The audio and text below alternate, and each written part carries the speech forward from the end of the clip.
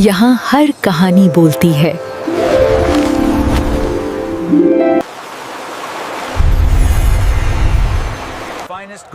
एक जमाने की बात है, एक शहर में बहुत बड़ा सौदागर रहता था। दिन रात इसके ज़हन में सिर्फ एक बात रहती, पैसा, सोना, दौलत। वो हर वक्त अपने सोने के सिक्के गिनता और खुश होता, क्योंकि उसे लगता था कि पैसा ही सब कुछ है। उसकी एक बेटी थी, सनोबर, नाजुक दिल, नरम बात करने वाली, मगर बहुत अक्लमंद। इसका बाप इससे बेहद मोहब्बत करता था, मगर मोहब्बत से ज़्यादा इसे दौलत अजीज थी।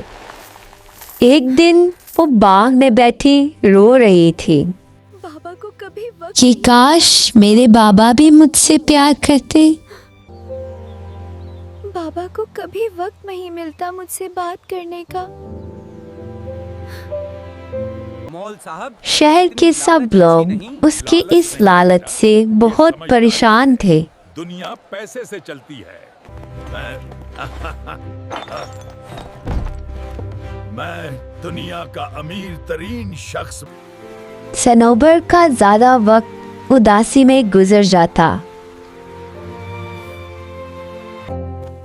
दुकान के अंदर शाम की रोशनी उतरती है। सनोबर आहिस्ता से चिराग जलाती है।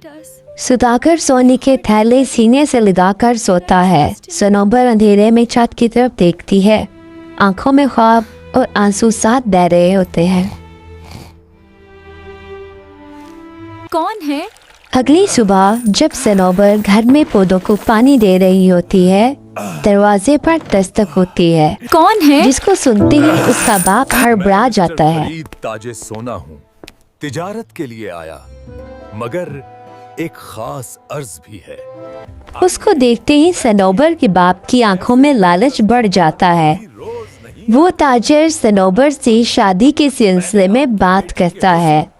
चूंकि सनोबर का बाप बहुत कमीना और लालची होता है, इसलिए वो इस बात पर राजी हो जाता है और सनोबर को इसका पता भी नहीं बताता कि वो क्यों इतने पैसे उस सौदागर से ले चुका है। बाबा, मेरा दिल तो कभी नहीं पूछते। काश मोहब्बत भी सोने की तरह नजर आती तो बाबा पहचान लेते।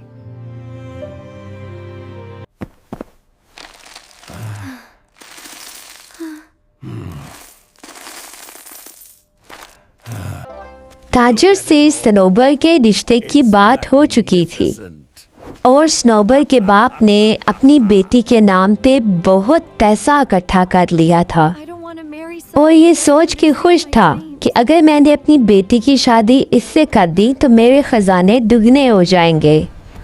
और ये सोच सनोबर को अंदर से खा रही थी। इसी शौक पे वो अपनी बेटी को बाजार ले गया और उसे सोने का एक बहुत बड़ा शमादान बनवा के दिया। शमादान इतना खूबसूरत था कि देखने वाला दंग रह जाता। इसी रात वो शमादान को गौर से देख रही थी। उसे एक छोटा बटन नजर आया। कारीगर ने शायद कोई राज छुपाया था। जब इसने बटन दबाया तो शमादान खुल गया। सनोबर के दिमाग में एक तरकीब आई। अगली सुबह वो दरिया के किनारे अपनी चप्पल और दुपट्टा झाड़ियों में फंसा के आई। फिर वो शमादान में जाकर छुप गई। शाम को जब सौदागर वापस आया, बेटी का निशान ना मिला। इसने दुपट्टा देखा और चीख उठा, मेरी बेटी बह गई। ओ खुदाया, गम से न डाल। वो वही सोने का शमादान दुकानदार को वापस दे आया। इसी असना में वहाँ से एक शहजादे का गुजर हुआ। उसने वो शमादान खरीद के अपने कमरे में सजा लिया, क्योंकि वो शमादान था ही इतना खूबसूरत कि उसे कोई भी खरीदना चाहेगा। मगर अब सनोबर भी उसी शमादान में थी। रात को एक अजीब बात हुई। शहजादा जब हाथ धोने गया तो वापसी पर उसे देखा कि उसका आधा खाना गायब है। दूसरे दिन भी कुछ ऐसा ही हुआ। वो इस बात से बहुत परेशान हुआ। ये कैसे हुआ? दूसरी रात भी कुछ ऐसा ही हुआ।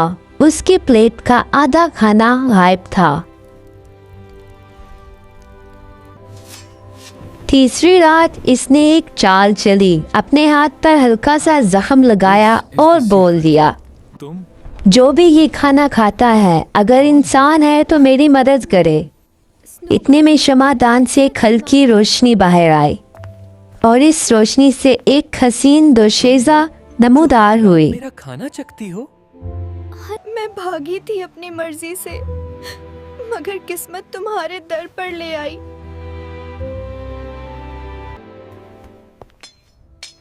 दोनों के दरमियान प्यार बढ़ने लगा और शादी की बात तय हो गई।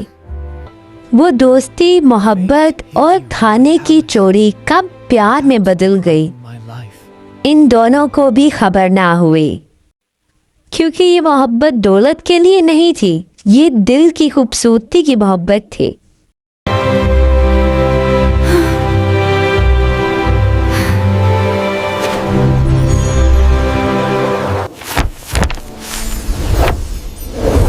फिर मिलते हैं एक और कहानी के साथ।